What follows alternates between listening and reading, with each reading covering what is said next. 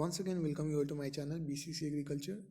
हम फिर कंटिन्यू करते हैं टीलेज एंड टिल्थ का नेक्स्ट पार्ट। मैंने जो भी इस चैप्टर का प्रीवियस पार्ट डाला है प्लीज़ आप उसको देखें, उसके बाद इस पार्ट को कंटिन्यू करें।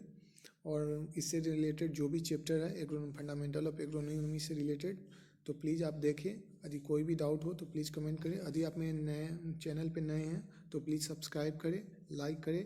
और किसी भी आपके दोस्त या कोई बैचमेट को आपको वीडियो का रिक्वायरमेंट है जिसको एग्रोनॉमी में बहुत कम समझ में आता है तो आप उसको वीडियो शेयर कर सकते हैं। मे भी वीडियो हेल्पफुल हो सकता है। तो लास्ट लेक्चर में हमने मॉडर्न कंसेप्ट ऑफ टिलेज का टाइप्स देखा था, उसके बाद हमने उसके बारे में कुछ नहीं पढ़ा था। तो इस लेक्चर में हम उसको डिटेल में डील करेंगे।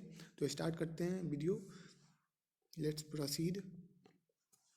मिनिमम टिलेज नाम से ही क्लियर है। यदि हम मिनिमम टिलेज का नाम से ही डिफाइन करना चाहें तो कम से कम टिलेज जितना हम कर सकते हैं उसको मिनिमम टिलेज करते हैं।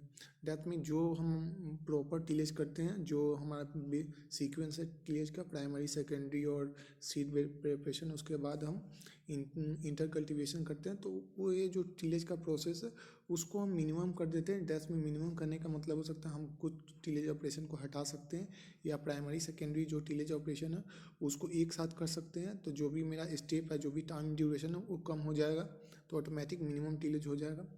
तो इसमें मिनिमम टिलेज का सिंपल डिफिनीशन यही है।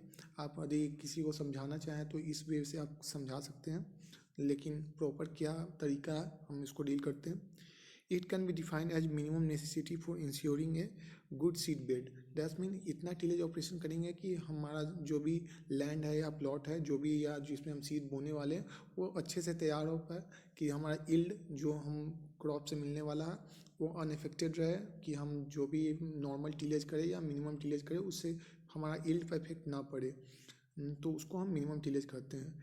Tillage practice as much as required to the field to ensure good yield. Tillage उतना ही करेंगे जितना हमारा यील्ड इफेक्टेड ना हो। दैट्स मीन हमको इंश्योरेंस मिल पाए कि हमारा यील्ड जो है उतना ही मिलेगा जो हम नॉर्मल टिलेज करते हैं, और मिनिमम टिलेज से भी यील्ड मेरा सेम इक्वल आना चाहिए। दैट्स मीन हम सपोज एक टाइम में हम नॉर्मल टिलेज प्रैक्टिस करते हैं, प्राइमरी सेकेंडरी जो भी सीक्वेंस है, उसके बाद हम मिनिमम टिलेज प्रैक्टिस करते हैं जिसमें कुछ हम स्टेप को मर्ज कर देते हैं। दैट मीन प्राइमरी सेकेंडरी या जो भी नंबर ऑफ प्लगिंग है यदि हम 3 टाइम्स करते हैं तो उसको 1 टाइम में ही करके, लेकिन जो हमारा दोनों में नेट यील्ड मिलेगा तो वो सेम होना चाहिए। यदि यील्ड इफेक्टेड हो रहा है एनीवे मिनिमम टिलेज करने के कारण तो हमारा मिनिमम टिलेज सही नहीं होगा। दैट्स मीन हमको दूसरा टिलेज ऑपरेशन अडॉप्ट करना पड़ेगा। तो मिनिमम टिलेज का यही क्राइटेरिया कि हम जो नॉर्मल टिलेज में जितना यील्ड हम ले रहे हैं उतना ही यील्ड हमें मिनिमम टिलेज में ही मिलना चाहिए। There are 2 ways by which we minimum tillage operation. That mean हम 2 तरीका है जिससे हम मिनिमम टिलेज ऑपरेशन अडॉप्ट कर सकते हैं। By omitting operation, that's mean कुछ हम जो भी हम स्टेप्स है, जो भी टिलेज का ऑपरेशन है जो नॉर्मल कन्वेंशनल टिलेज में चलते आ रहा तो उसमें से हम कुछ एलिमिनेट कर देंगे। दैट्स मीन कुछ स्टेप हटा देंगे, रिमूव आउट कर देंगे। We do not practice some of the method of tillage. That's mean कुछ हम मेथड प्रैक्टिस नहीं करेंगे टिलेज का।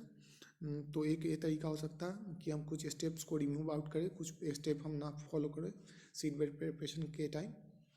दूसरा, बाई कंबाइनिंग 2 और more agriculture operation like manuring and seeding at the same time. That mean हम 2 ऑपरेशन एक साथ कर सकते हैं कि हमारा जो भी लेबर कॉस्ट या जो भी टाइम ड्यूरेशन है वो बचे। तो उस तरीके से भी हम मिनिमम टिलेज ऑपरेशन परस्यू कर सकते हैं।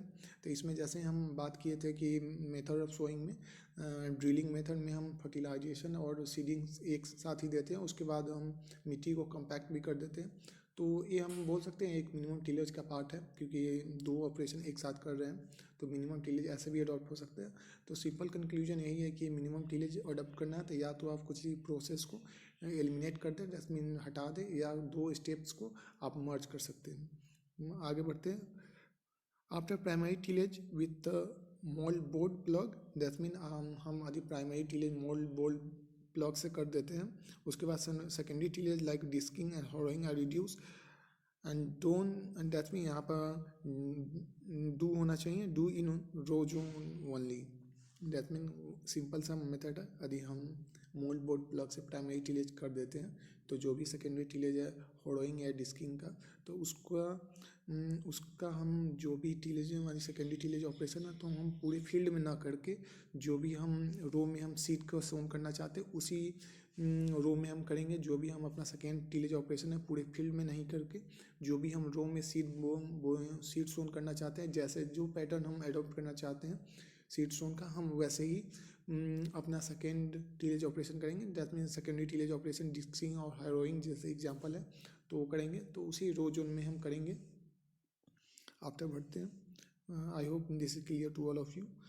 If primary tillage is not required, when we can avoid, we practice directly secondary tillage in row zone only, so number of the tillage is reduced. That mean यदि हम देख रहे हैं कि हमारा प्लॉट जो है वो सही तरीके से है कि उसमें हम प्राइमरी टीलेज ऑपरेशन ना करें और direct secondary tillage operation pursue करें, फिर भी हमारा यील्ड अनएफेक्टेड रहेगा, दैट मीन क्रॉप अच्छे से ग्रोन हो पाएगा, तो हम प्राइमरी टीलेज ऑपरेशन को रिमूव भी कर सकते हैं, नहीं भी प्रैक्टिस कर सकते हैं, लेकिन जब रिक्वायरमेंट नहीं है तब हटाएंगे। ऐसा नहीं कि हम यदि रिक्वायरमेंट है फिर भी हम हटा रहे हैं और उससे हम जो भी इनकम नेट यील्ड मिलना चाहिए, जो भी हमको प्रॉफिट मिलना चाहिए वो कम हो जाएगा। दैट्स मीन यदि कंडीशनल है कि हम उस प्राइमरी टीलेज ऑपरेशन को ना भी करें तो हमारा यील्ड अफेक्टेड ना हो, हम डायरेक्ट सेकेंडरी ऑपरेशन टीलेज का हम परस्यू करें, और वो हम रो में भी कर सकते हैं या डायरेक्ट पूरे फील्ड में भी कर सकते हैं, तो लेकिन यील्ड अनअफेक्टेड होना चाहिए। तो ओवरऑल हम कंक्लूड करें मिनिमम टीलेज में, तो मिनिमम टीलेज के करने का मतलब है कुछ ऑपरेशन हम कंबाइन करेंगे या तो एलिमिनेट करेंगे।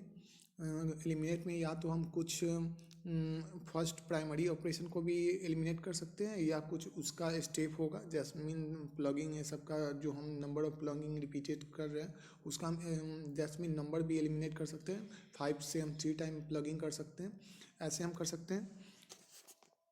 नेक्स्ट आगे बढ़ते हैं, zero tillage no tilth.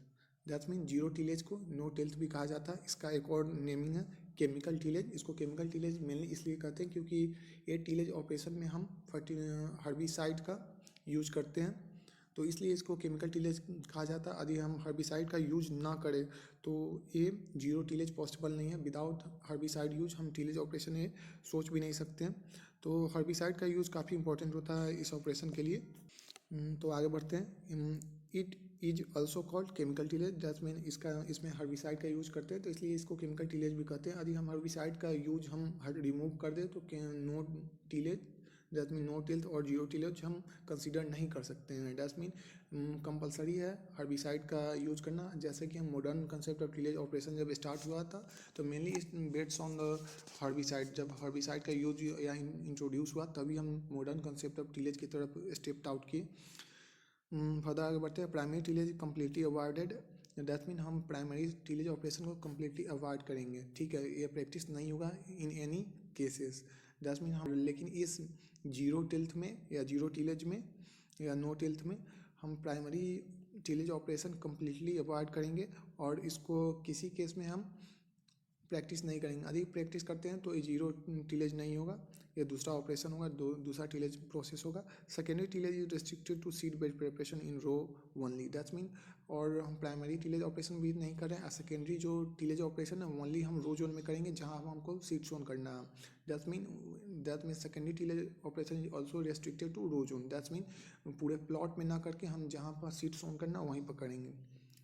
But in minimum tillage, primary tillage can be adopted if necessary, but in no tilth or zero tillage it is completely avoided. वही दैट मीन मिनिमम टीलेज में यदि requirement है primary tillage का तो हम कम जरूर करेंगे यदि जिस क्रॉप के लिए हमको रिक्वायरमेंट है, लेकिन नो टिल्थ में कम्प्लीटली अवॉइड करेंगे, किसी केस में हम प्राइमरी ऑपरेशन नहीं करेंगे। It is an operation extreme form of minimum tillage. That mean extreme form of minimum tillage है। दैट मीन हम क्योंकि मिनिमम टीलेज में हम कुछ दैट मीन नॉर्मल टीलेज से हम कुछ स्टेप्स रिमूव आउट किए तो मिनिमम टीलेज हुआ, फिर उसके बाद मिनिमम टीलेज से हम कुछ और step out that mean remove out कर दिए कुछ ऑपरेशन, तब जीरो टिल दिया। इसलिए हम इसको extreme form of minimum tillage कर सकते हैं क्योंकि इसमें हम बहुत स्टेप रिमूव आउट करें। एक तो primary tillage operation completely remove कर रहे हैं और सेकेंडरी में भी हम पूरे फील्ड को ना करके, दैट में सेकेंडरी ऑपरेशन पूरे फील्ड में ना करके हम सिर्फ रो जोन में ही कर रहे हैं, तो काफ़ी मिनिमम हम टीलेज ऑपरेशन करके अपने जो भी सीड को है उसको डेवलप करने का कोशिश कर रहे हैं। Weed are control by use of broad spectrum. Broad spectrum करने का मतलब है कि जो भी हमारा हर्बिसाइड होगा, दैट मीन वीड जो भी हम कंट्रोल करेंगे हर्बिसाइड का ब्रॉड स्पेक्ट्रम होगा, दैट मीन कि वो या तो लीफी वीड हो या वुडी स्टेम वीड हो, that mean different type of weed के लिए हेल्पफुल रहेगा जो हम हर्बिसाइड यूज करेंगे। नॉन सेलेक्टिव, दैट मीन जो हम हार्वेस्ट करके जो हमारा स्ट्रो ये सब बच गया, स्टबल ये सब बच गया फील्ड में या जो भी वीड है उस सब को एलिमिनेट कर देगा।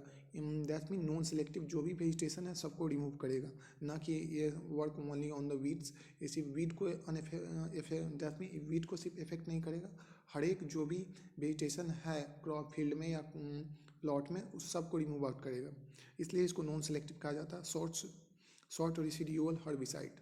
शॉर्ट रेसिड्यूअल हर्बिसाइड करने का मतलब है इसका इफेक्ट काफ़ी कम समय के लिए होता है, क्योंकि जो हम क्रॉप लगाने वाले हैं तो उस पर इफेक्ट ना पड़े, जो भी वेजिटेशन है उसी पर ही इफेक्ट पड़ के और इसका दैट मीन इन्फ्लुएंस खत्म हो जाए, इसलिए इसको शॉर्ट रेसिड्यूअल कर रहे हैं। दैट मीन जो भी हम हर्बिसाइड डालेंगे वीड को कंट्रोल करने के लिए इन नो टिल्थ या जीरो टिलेज में, तो एक तो ब्रॉड स्पेक्ट्रम होगा, उसका दैट मीन कैरेक्टरिस्टिक्स होगा ब्रॉड स्पेक्ट्रम, उसके बाद non selective and short residual. तो इतना 3 कैरेक्टरिस्टिक्स होगा उस हर्बिसाइड में।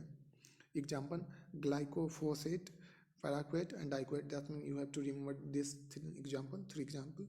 As we know here primary tillage is completely avoided, so we must present that, so we weed must present in the field. If we not remove it then it is completely disturb crop yield, that means हम primary tillage operation नहीं कर रहे हैं। Primary tillage operation जब करते हैं plugging करते हैं तो जो भी वीड का रूट है तो completely that mean remove out हो जाता है, तो इसके कारण जो भी वीट है वो सर्वाइव नहीं कर पाता। लेकिन हम इसमें प्राइमरी टिलेज ऑपरेशन नहीं कर रहे हैं, प्लगिंग नहीं कर रहे हैं, तो वीट जरूर प्रेजेंट रहेगा। और सेकेंडरी ऑपरेशन भी हम पूरे फील्ड में ना करके जहाँ पर हम सीड सोन करना रो में उसी रो में कर रहे हैं तो वीट तो जरूर रहेगा। तो उसको दैट मीन किल करने के लिए हम हर्बिसाइड का यूज कंपलसरी करेंगे कि यदि हम हर्बिसाइड का यूज नहीं करते हैं तो वीड कंपटीशन करेगा हमारे क्रॉप से और हमारा यील्ड इफेक्ट होगा।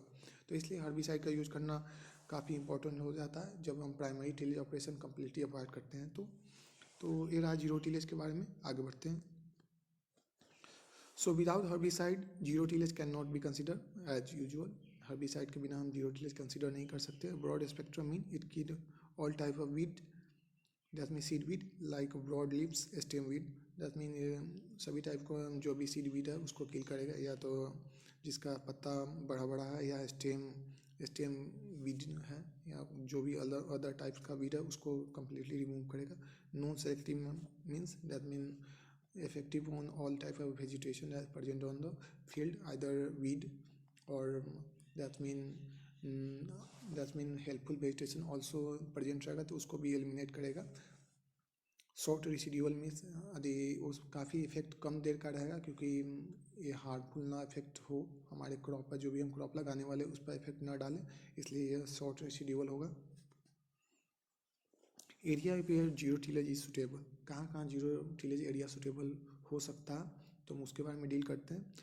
सॉइल सब्जेक्टेड टू इरोजन, जहाँ पर सॉइल इरोजन से ज़्यादा इफेक्टेड होता है, दैट मीन वाटर इरोजन हुआ या विंड इरोजन हुआ, उससे ज़्यादा सॉइल इफेक्टेड होता है, तो हम जीरो टिलेज वहाँ पर बहुत अच्छा रोल प्ले करेगा एक टिलेज ऑपरेशन, क्योंकि मोस्टली हम प्राइमरी और सेकेंडरी टिलेज जब कम्प्लीटली फील्ड में करते हैं तो हमारा जो भी सॉइल आता है वो कम्प्लीटली या दैट मीन होली कांटेक्ट में आता है विंड और सॉइल के कारण, सॉइल के, तो इसके कारण इरोजन ऑफ सॉइल ज़्यादा होता है, जिसके कारण जो भी न्यूट्रिएंट है, जो भी हमारा ऑर्गेनिक मैटर है वो काफ़ी लॉस होता है। आज हम लीचिंग के बारे में बात करें या ड्रेनेज के थ्रू या दैट्स मीन जो भी विंड या स्टॉर्म के थ्रू हम बात करें तो हमारा ज़्यादा लॉस होता है, क्योंकि जो भी हम मिट्टी बार बार प्लगिंग करते हैं तो वो एयर के कांटेक्ट में आता है, तो जो भी सॉइल है वो कहीं डिस्प्लेस होता है। तो इसके लिए हम जहाँ जो एरिया है वहाँ इरोजन अधिक कॉमन है तो वहाँ हम नो टिल्थ या जीरो टिल्थ प्रैक्टिस कर सकते हैं।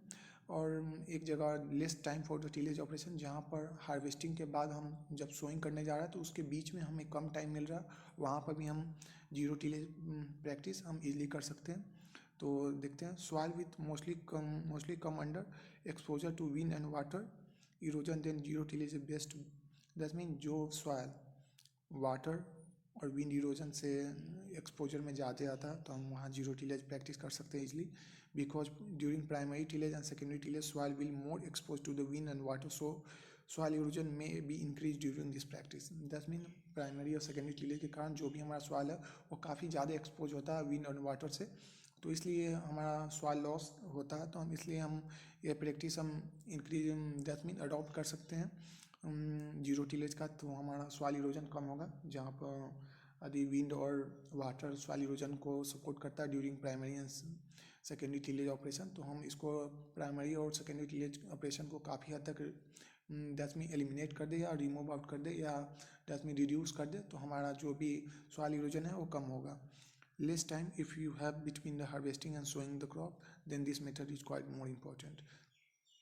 दैट्स मीन हार्वेस्टिंग के बाद आज सोइंग के लिए हमें कम टाइम मिल रहा है। दैट्स मीन हम हार्वेस्ट किए, बाई चांस लेट हो गया और हमारा जो भी जैसे फेवरेबल क्लाइमेट है वो आ गया, तो हमारे पास कम टाइम है दैट मीन टिलेज के लिए। दैट मीन हम प्राइमरी सेकेंडरी देन उसके बाद सीड बेड प्रिपरेशन इतना स्टेप नहीं फॉलो कर सकते हैं, क्योंकि मे भी हमारा जो भी क्रॉप यील्ड है सीजन के कारण इफेक्ट हो जाए, तो इसलिए हम जल्दी से ना यदि हमको करना है तो हम जीरो टिल कर लेंगे, क्योंकि बहुत कम टाइम में हम जीरो टिल ऑपरेशन फिनिश भी कर देंगे और सीड सोन भी कर देंगे।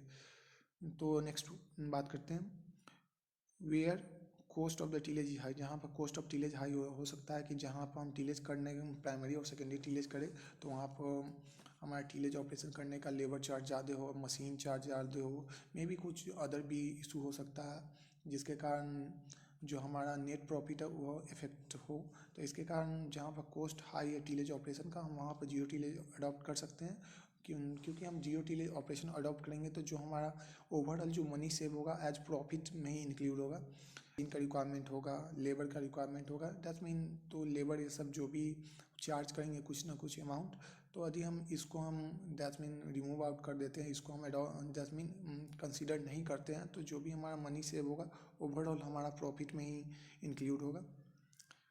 Very heavy and compacted soil is not suitable for the zero tillage. That's mean जो भी हेवी सॉइल है, क्ले सॉइल का जो भी हेवी सॉइल है एकदम कॉम्पैक्ट है, तो वहाँ हम जीरो टिलेज प्रैक्टिस नहीं कर सकते हैं। ये इंपॉर्टेंट क्राइटेरिया। तो इस लेक्चर में हम यहीं तक डील करते हैं। आई होप लेक्चर आपको अच्छे से समझ में आया होगा। हो सकता है कि वॉइस क्लियर ना हो तो प्लीज़ आप ईयरफोन लगा कर ही सुने। यदि एक बार में आपको लेक्चर ना समझ में आता तो आप दूसरा बार रिपीट करें, और इससे रिलेटेड कुछ भी और डाउट हो तो आप प्लीज़ कमेंट करें। आई होप हमने अच्छे तरीके से डील किया। आपको डाउट नहीं होना चाहिए। In spite of that you have any doubt please comment in comment box, and if you are new to channel please subscribe and be in contact with my channel for same kind of video. Thank you everyone.